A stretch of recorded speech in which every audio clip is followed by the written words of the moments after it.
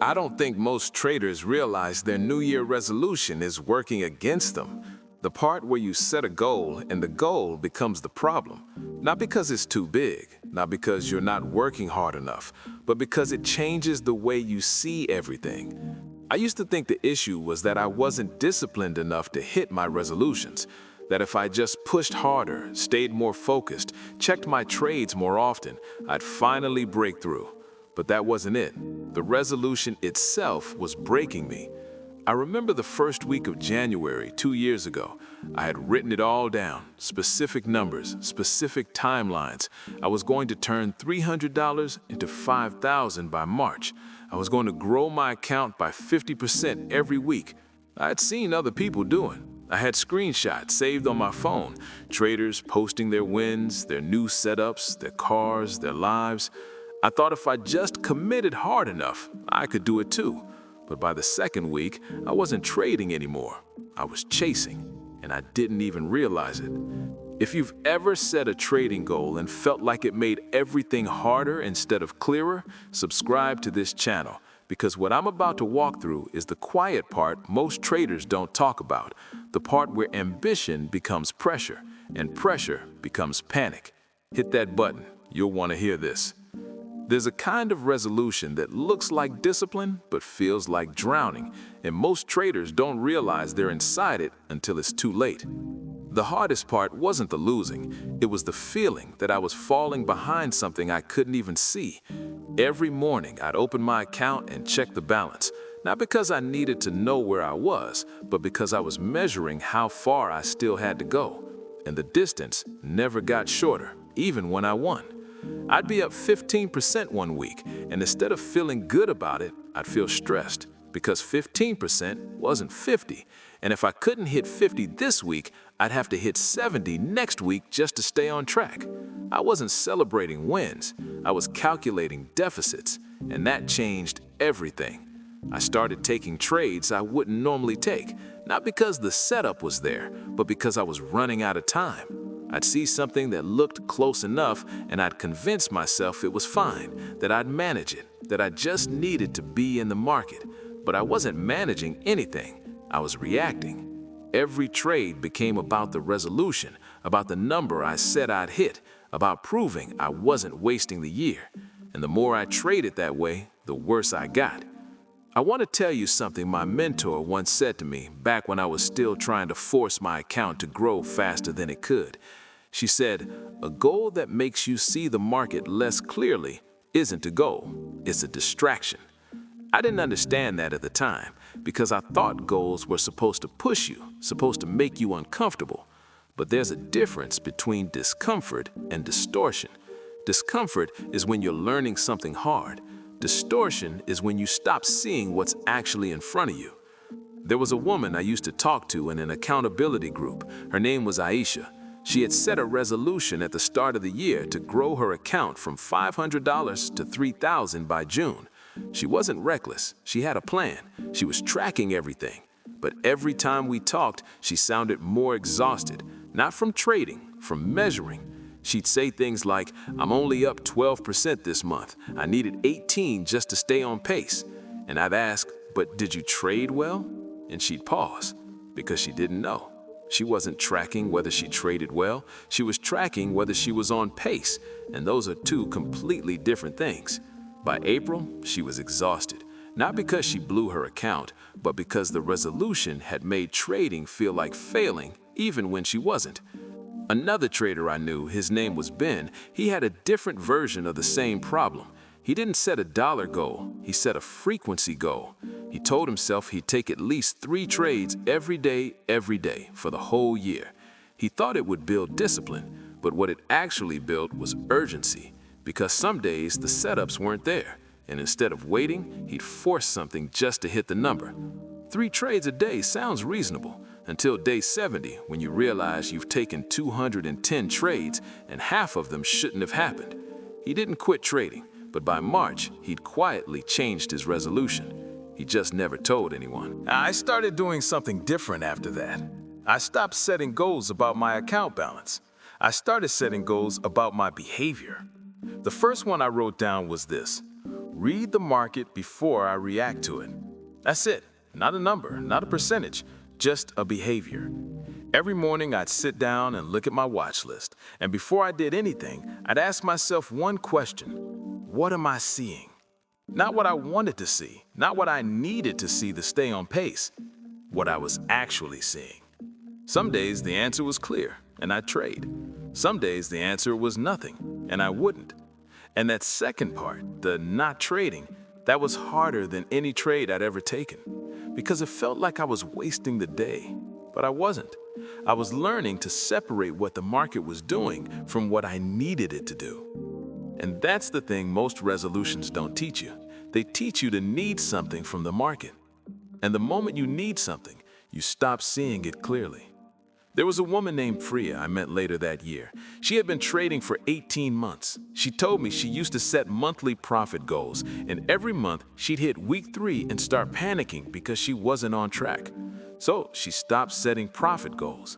Instead, she started setting learning goals.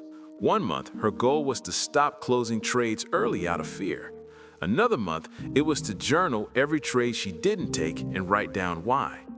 She said it felt weird at first, like she wasn't aiming for anything real.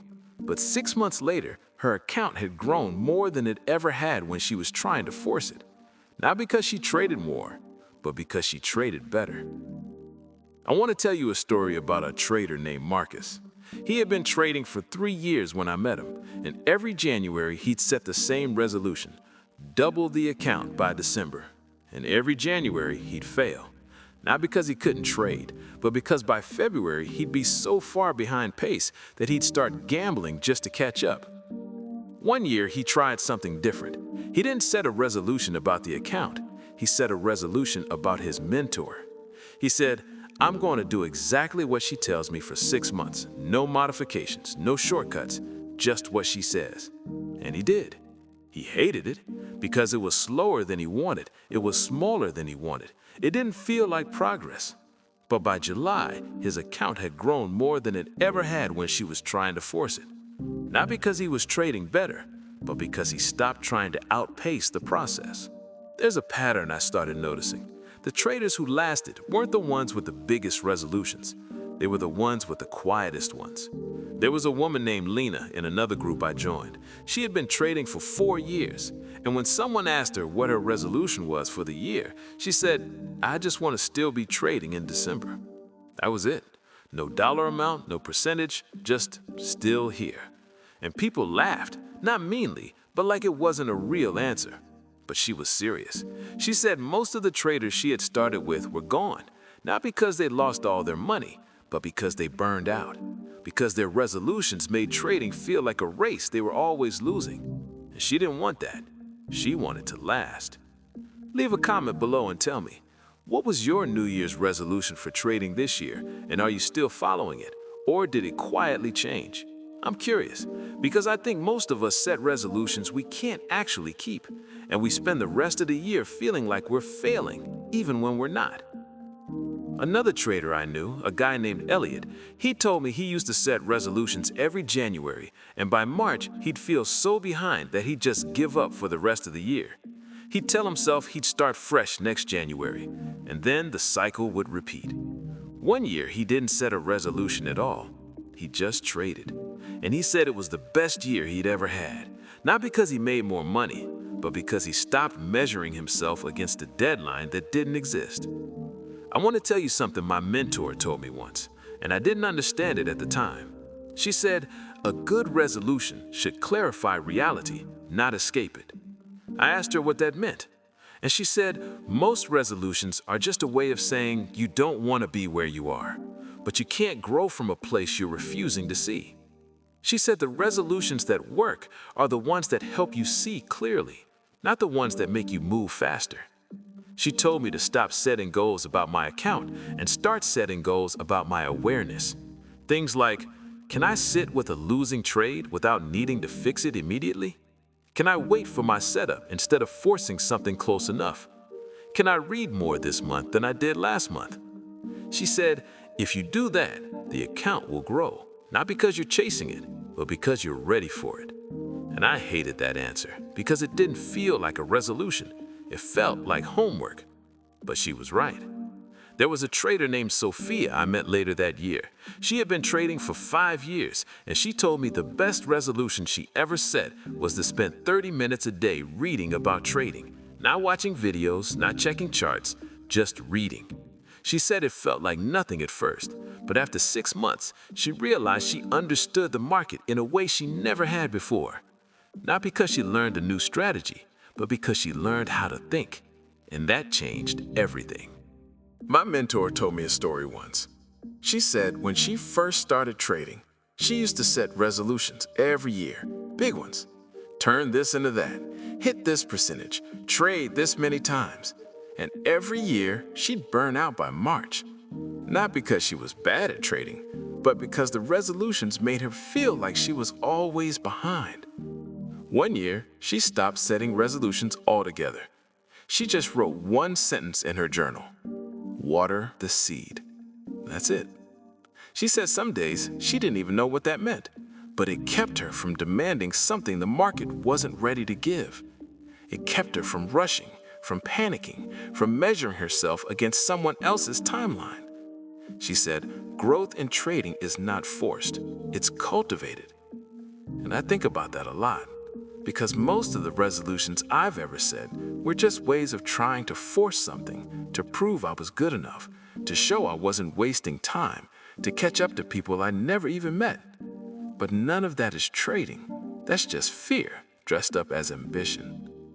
I think about Aisha sometimes, the woman who stopped showing up because her resolution made trading feel like failing. I don't know if she's still trading, but I hope she is. And I hope she's doing it without the pressure. If you're still listening, subscribe to this channel, because this is the kind of thing you need to hear again in 6 months, when January comes around and everyone's posting their resolutions and you start wondering if you should set one too. The resolutions that last aren't the ones that sound impressive. They're the ones that make you more honest, more patient, more aware. The ones that help you see the market clearly instead of through the lens of what you wish it was. That's it. That's the whole thing. You don't need a bigger resolution. You just need one that doesn't break you.